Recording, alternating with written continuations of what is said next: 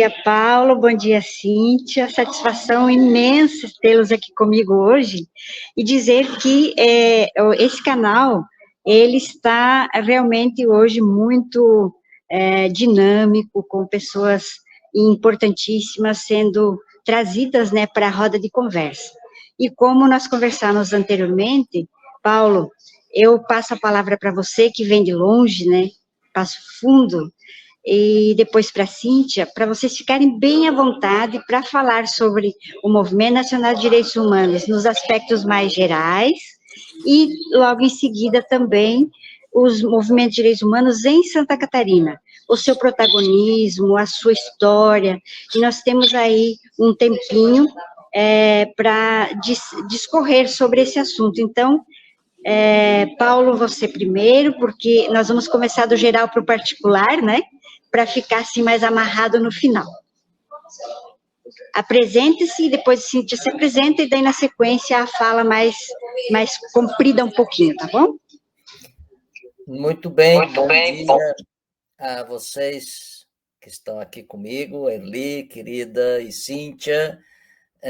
Estamos só do outro lado do Uruguai, não é? Ou seja, do outro lado do Rio Uruguai, não do país, um pouco acima do país, né? Porque eu estou em Passo Fundo, Erli está em Lages e Cíntia em Joinville, então estamos perto, né? Claro, se formos seguir a observação do Papa Francisco, estamos bem perto do fim do mundo, porque o fim do mundo de onde ele veio é Buenos Aires, na Argentina, então... mas, enfim, é uma alegria muito grande estar aqui compartilhando com vocês reflexões e também informações sobre os direitos humanos. Eu sou Paulo César Carbonari, sou membro da Coordenação Nacional do Movimento Nacional de Direitos Humanos e também atuo aqui na cidade de Passo Fundo, no Rio Grande do Sul, na Comissão de Direitos Humanos, que é uma entidade de base filiada ao MNDH, e também sou conselheiro do Conselho Estadual de Direitos Humanos aqui no Rio Grande do Sul. Tivemos a honra de inaugurar a formação desse conselho lá em 2014, e eu presidi nos 2 primeiros mandatos esse espaço, e agora sigo membro conselheiro. Enfim, então, assim, rapidamente, essa apresentação. Tenho também me dedicado ao ensino dos direitos humanos, o ensino da filosofia, há mais de 30 anos, e agora com uma notícia excelente, não é? Saiu ontem a portaria que finalmente cria o programa de pós-graduação em Direitos Humanos da Universidade Federal da Fronteira Sul, que é uma universidade pública aqui do norte do Rio Grande do Sul, oeste de Santa Catarina e sudoeste do Paraná. Vai ser um mestrado profissional nos 3 estados, e eu tenho a honra de integrar a equipe de docentes desse programa, que vamos provavelmente iniciar em agosto, e também uma parceria. Uma grande notícia você nos dá, né, Paulo? Eu tenho também a grata satisfação de dizer que já fiz parte de projeto de extensão da Universidade Federal Fronteira Sul durante 3 anos, foi um trabalho belíssimo de desenvolvimento territorial. Então, nossa, que alegria saber que é a primeira experiência em Santa Catarina, Rio Grande do Sul e Paraná, né? E dizer, Paulo e Cíntia, que hoje eu não estou em Lages, tá? Eu estou aqui na sala da administração da rodoviária de Florianópolis, esperando já para ir para casa, porque ontem eu passei aqui a tarde toda, principalmente, né, trabalhando ali na construção, na verdade, de um processo que tem a ver com a criação em Santa Catarina do comitê e do mecanismo estaduais de prevenção e combate à tortura. É um processo que a Cíntia talvez vai também poder, né, na sua fala, estar comentando um pouquinho. Então, Cíntia, sua vez, querida, fique à vontade para se apresentar. Então,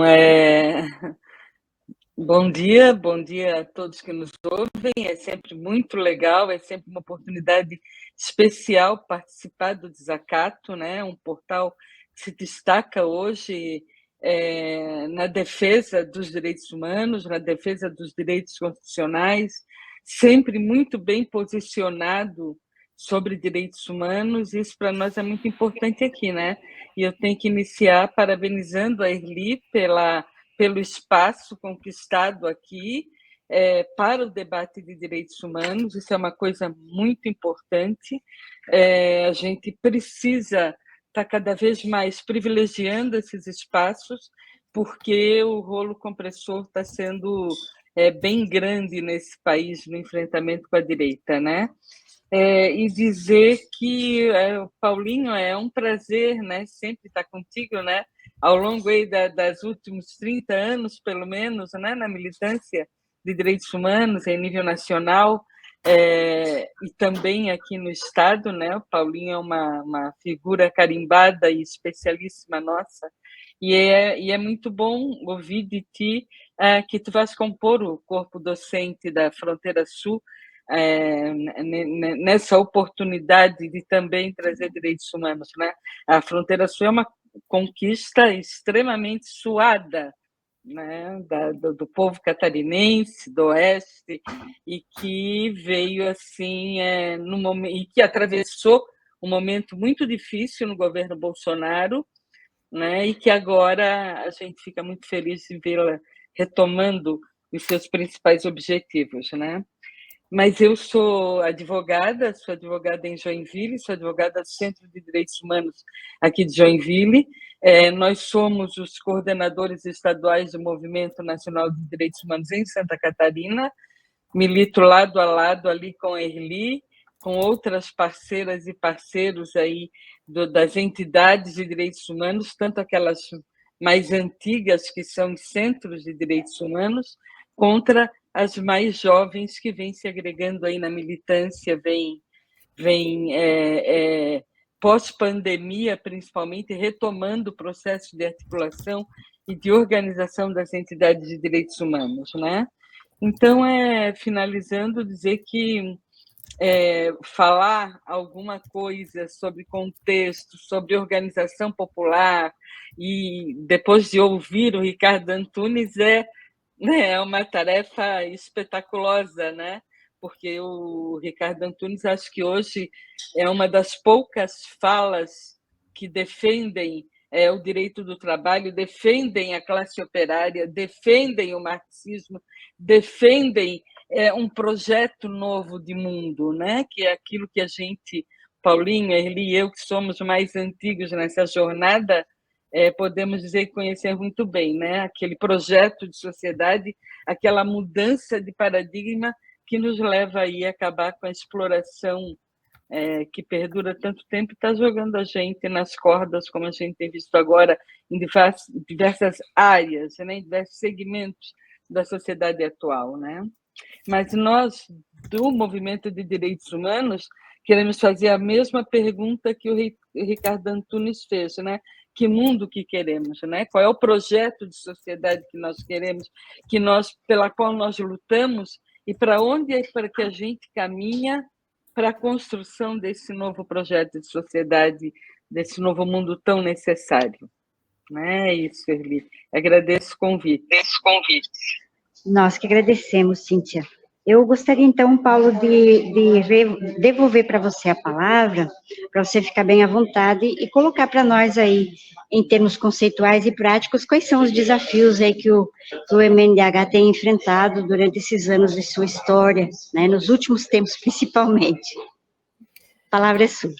Muito bem.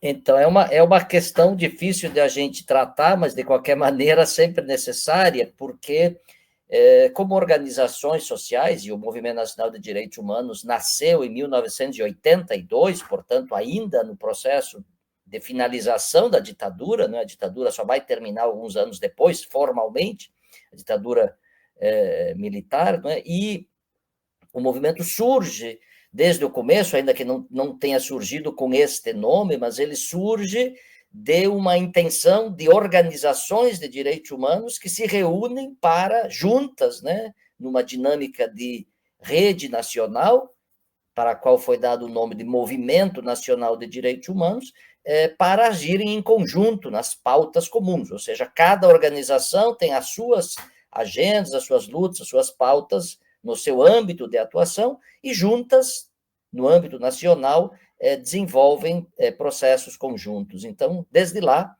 ele vai ter esse papel histórico, portanto, há mais de 40 anos, 43 agora, né, nesse exercício de construção desse processo de articulação, de mobilização, e sem falsa modéstia, né, se a gente for ler a história dos direitos humanos do Brasil, desde o processo da abertura política, e mesmo no período da ditadura militar, não dá para ler essa história sem a presença das organizações de direitos humanos, né? Elas foram fundamentais na resistência à ditadura, junto com outras organizações, mas seguiram fundamentais no processo de redemocratização, seguem ainda mais fundamentais no processo contemporâneo. Então, não dá para pensar políticas públicas de enfrentamento à tortura, por exemplo, como você fez referência, Erli, sem o MNDH. O MNDH vai ser quem mobiliza a vinda do relator especial das Nações Unidas no início do século, no ano 2000,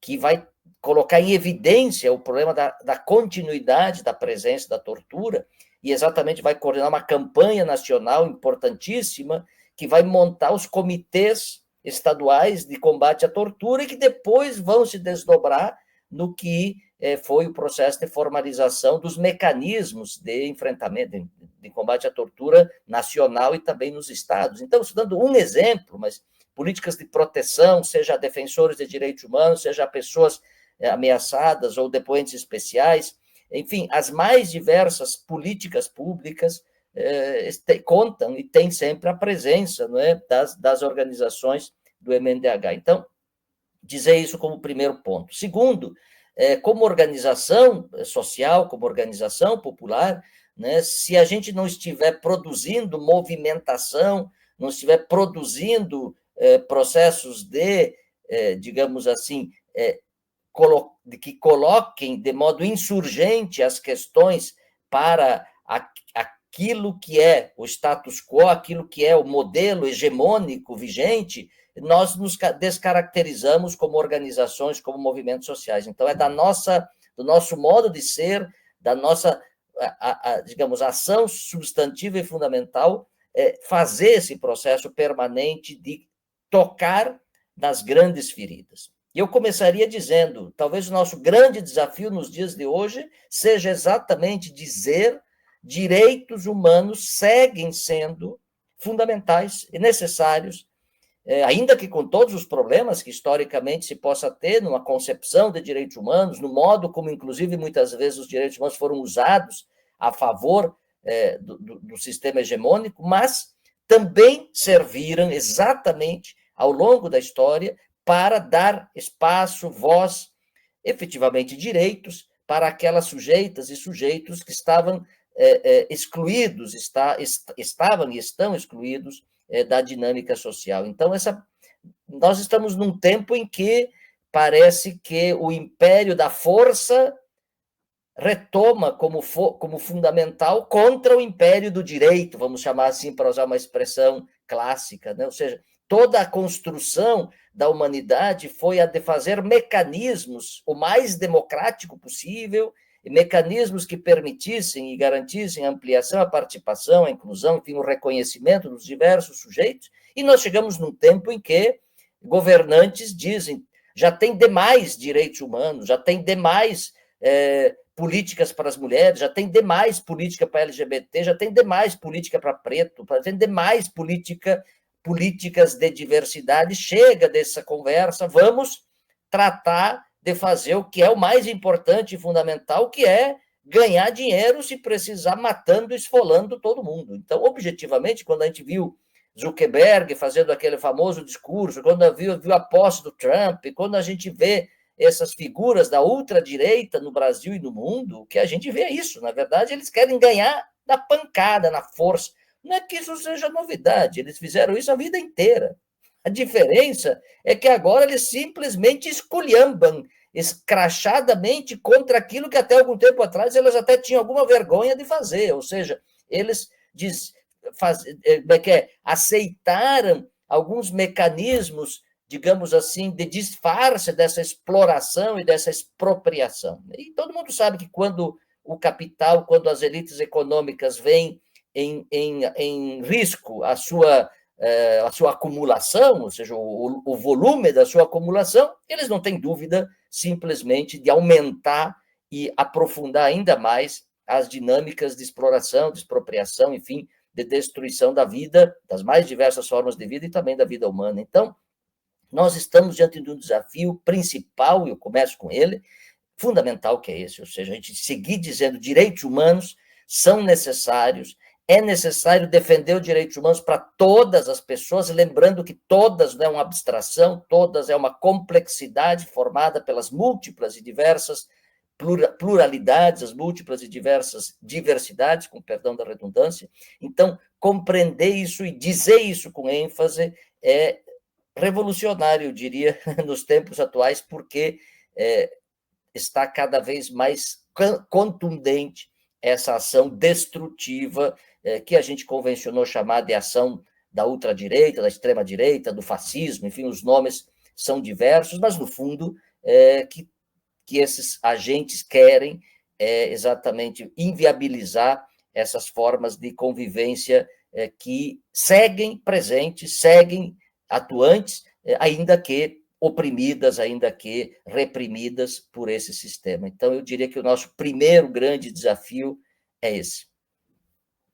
Paulo, responda-me uma coisa aqui que é uma curiosidade minha. Você tramita no Brasil todo, né? No Brasil todo, até em outros países, e vê as realidades diferentes e tal, e que no fundo, no fim, e por enquanto, são sempre convergentes para os mesmos desafios.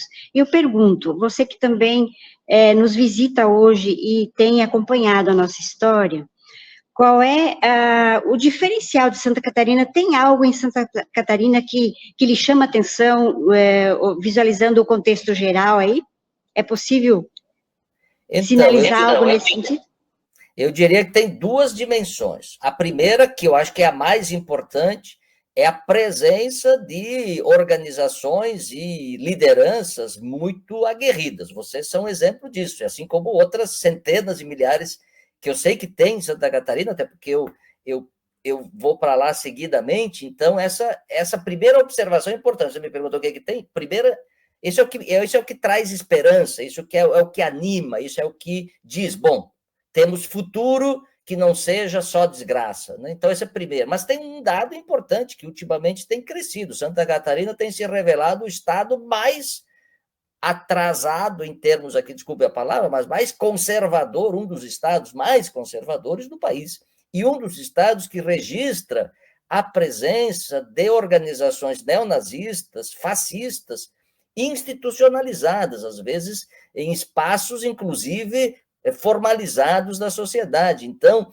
esse para mim é o dado mais forte, mais assustador, assim, digamos assim, né? Não é tão novo, mas ele ganha nos últimos anos uma novidade importante, porque também essa gente que atuava, digamos assim, na sombra, atuava no subterrâneo, no mundo virtual, diríamos, na deep web, né? Eles hoje em dia vão para a rua, ou seja, eles pintam a suástica em qualquer lugar, eles vão com a bandeira e vão. Então, essa diferença, eu acho que, claro que também fez com que eles tivessem visibilidade e também fez com que se pudesse promover ações de enfrentamento dessas práticas. Então, infelizmente, e digo isso com ênfase, não é? Esse elemento negativo marca Santa Catarina nesse contexto atual e associa Santa Catarina às piores experiências autocráticas, antidemocráticas, autoritárias do mundo. Então, não nos esqueçamos que alguns eventos, inclusive de violência no ambiente escolar e em outras situações, não aconteceram só em Santa Catarina, mas foram vividas em Santa Catarina. Então, todas essas expressões, elas traduzem um pouco essa dinâmica. Como você sabe, não é exclusiva, mas ela introduz elementos. Então, você me dá deixa para uma observação.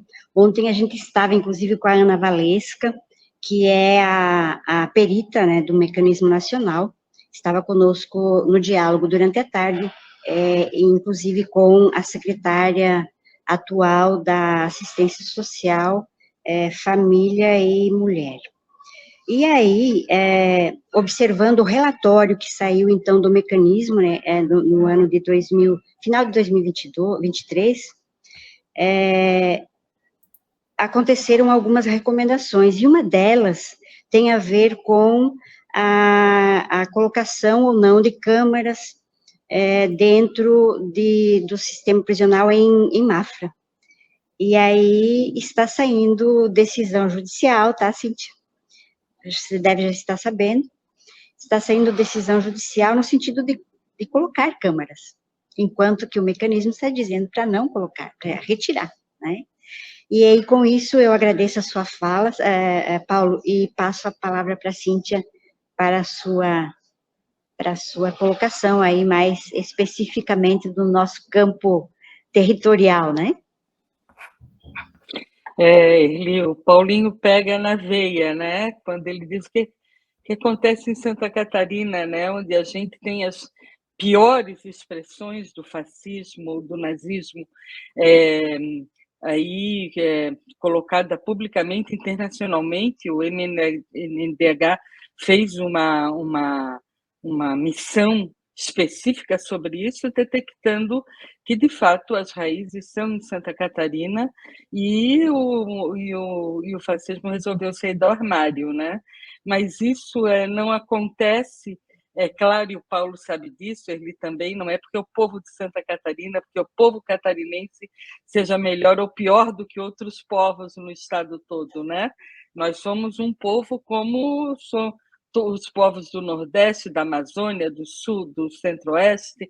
Nós somos gente é igual em todos os lugares do mundo, e gente quer uma única coisa, que as suas necessidades, pelo menos as básicas, elas sejam atendidas. E quando a gente não dá conta disso, é claro que as contradições aparecem, e estão aparecendo de uma forma muito cruel aqui em Santa Catarina, né? Nós temos um governo do Estado que está provocando um verdadeiro desmonte no Estado, né?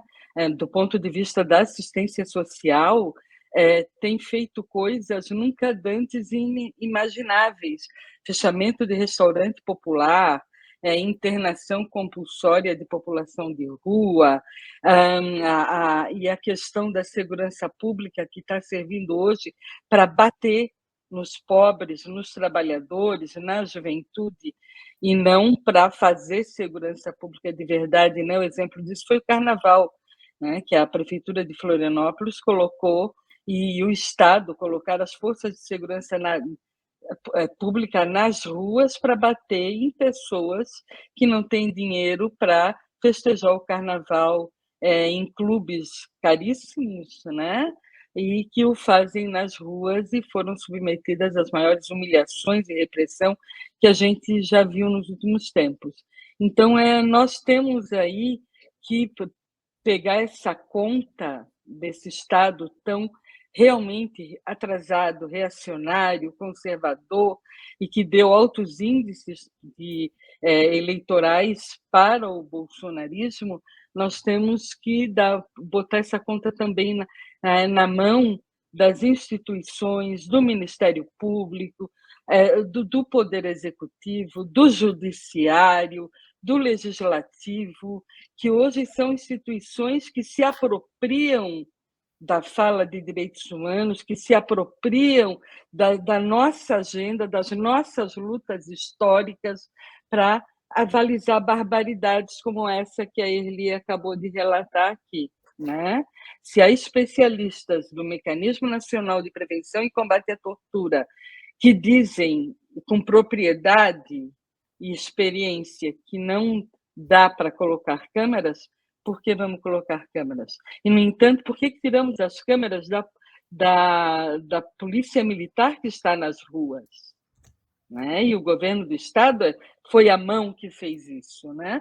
Então, quando a gente leva e faz isso, Jorginho Melo não faz isso sem o apoio do Ministério Público, sem o apoio do Judiciário, sem o apoio do Tribunal de Justiça de Santa Catarina, que a gente viu o papel que cumpriram agora na última greve de servidores públicos, que só foi vitoriosa porque o povo de Florianópolis foi resistente, foi combativo, foi organizado e, através do seu sindicato de classe, que é o Sintrazen, foi lá e fez a defesa do serviço público. Então, nós estamos realmente na mão de múltiplos algozes que têm o poder político, econômico e o poder do Estado, da caneta do Estado sobre as nossas cabeças, né? É claro que não é diferente em outros lugares, e é claro que nós temos características mais cruéis que também precisam ser trabalhadas. É muito mais difícil fazer direitos humanos quando se enfrenta células nazistas, por exemplo, né? Paulinho deve falar um pouco do projeto Defensores, Semente de Proteção, aí, que a gente está reeditando agora por mais 3 anos, e necessário, né? Nós estamos numa bolha que precisa, estamos lutando para estourar. Acredito, sim, que vamos conseguir, porque outras formas de organização estão se arregimentando e a gente não para, a gente não desiste porque a luta é dura, né, Paulinho, né, Erli? A gente vai em frente, o pessoal do Desacato, o Raul, a Sofia sabem muito bem disso, porque eles lidam com todos os dias com essas manchetes sensacionalistas e que só beneficiam quem tem poder. Mas a gente está aí para dar continuidade. Perfeito. Cíntia, muito obrigada. Você depois vai falar mais um pouquinho para se despedir, tá? Mas o Paulo pega o link aí da Cíntia e fecha a sua fala. Que ela te deu uma deixa aí com relação ao programa de defensores. Então, sim, acho que essa é uma medida, digamos, a gente precisa fazer esse enfrentamento todo, seguir com esse enfrentamento todo, e nós não inventamos essas lutas, né? Nós recebemos as lutas por direitos humanos, a causa dos direitos humanos, as várias causas da justiça social, do movimento social, da liberdade, enfim, as várias causas populares, nós as recebemos como legado, como herança daqueles que vieram e daquelas que vieram antes de nós e que nos ensinaram e continuam nos ensinando a fazer as lutas. Então, fortalecer as organizações, fortalecer as pessoas, as lideranças, que a ONU convencionou chamar de defensoras e defensores de direitos humanos. Aqui no Brasil a gente usa a palavra mais militantes de direitos humanos, né? Ou lideranças populares, enfim, os nomes são muitos, mas fortalecer esse conjunto é o nosso desafio principal, porque nós só faremos o enfrentamento de todos esses jogos, como diz a ultradireita em relação a direitos humanos, ela está fagocitando, né, os direitos humanos, pega os direitos humanos e inverte, diz que está defendendo direitos humanos quando está defendendo outra coisa, inverte e coloca um conteúdo avesso para a ideia da liberdade de expressão. Bom, aqui teríamos um debate longo para fazer como a extrema-direita tem usado esses conceitos que eram nossos, caros à luta popular, e agora, de repente, a gente vê, como disse a Cíntia, a mesma conversa na boca de uma gente que estava do outro lado e que sempre foi contra a gente, que sempre nos atacou, sempre nos acusou de ser defensor de bandido, e agora, de repente, eles estão falando aparentemente a mesma coisa. Não é a mesma coisa. Não temos como aprofundar isso daqui, mas há um processo todo de inversão, de corrosão, de ataque aos direitos humanos, e quem disse isso foi o assessor do secretário-geral das Nações Unidas há uns 10 anos atrás, então já tem um bocado de tempo que está vindo esse processo. Então, enfrentar tudo isso, a gente só vai fazer se a gente fortalecer aquelas e aqueles que seguem adiante carregando essas causas, carregando essas lutas, essas figuras que a gente chama de defensores de direitos humanos. Por isso que, junto com a Sociedade Maranhense de Direitos Humanos e a WeWorld, o MNDH, também junto com o CPT, CIMI, a MDH, a BGLT, a ABI, organizações brasileiras, o FEACT, e também organizações da Europa, organizamos um projeto e, felizmente, fomos agraciados, ou conquistamos o financiamento da União Europeia para seguirmos produzindo e implementando e fortalecendo isso que a gente tem chamado de proteção popular de defensoras e defensores de direitos humanos, o nosso querido Projeto Semente. Muito obrigada, Paulo, pela sua participação aqui conosco, e você disse uma coisa que eu quero agradecer também aqui solenemente, que é, em Santa Catarina, nós estamos firmes, né, Cíntia? Estamos firmes, não largamos. Cíntia, sua vez. A gente já está com o tempo estourado, né? Mas, claro, como sempre, é um prazer estar com vocês, estar nesse espaço e colocando aí essas questões de direitos humanos que, na prática, a gente vê como modificam a vida da gente, né? A gente só quer uma coisa, né? Poder nascer, trabalhar, viver, tocar a vida com os filhos e poder morrer com dignidade, só isso, né? E é isso que o povo deseja. Beijo para todo mundo, obrigado novamente, um abração, Paulinho. Paulo, você que gosta muito, que eu sei, sempre tem uma frase, um poema, qualquer coisa aí, pode falar, tá? Para a gente fechar aqui e dizer até sexta-feira. Vou fechar com Guimarães Rosa, que eu gosto demais. Ele diz: o que a vida pede da gente é coragem. Coragem para ser alegre no meio da alegria e ainda mais alegre no meio da tristeza. Que sejamos alegres, porque a alegria literalmente derruba aquilo que nos impede de seguir para frente e avançar. Beijo!